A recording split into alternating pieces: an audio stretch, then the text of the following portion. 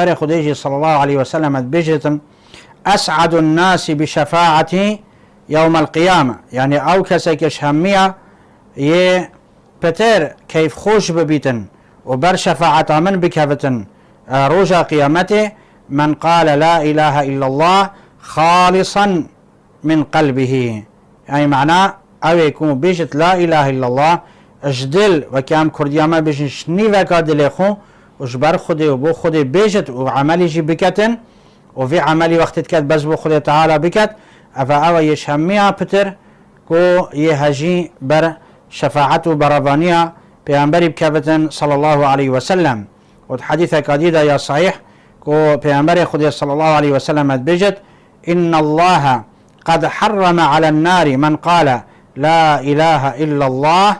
يبتغي بذلك وجه الله. ده تعالى يا حرام كري السر آجري كو أو مروف أبدي بتنت آجري جهنم ده أو يكون بيجة لا إله إلا الله مقصده بي وجه خد تعالى بت، يعني معناه مقصده بي راضيبون خد تعالى بت وجبر خد تعالى بيجتن أو يجدل أبي چندها بيجتن وجبر خد تعالى وبو خد تعالى بيجتن أبيها أجر خو نهجي هابن سرابيت عذاب دان أبدي نابتن الجهنم ده بل ده هر رجاي كدر كبيت ودي داخلي بحشتي بيتن.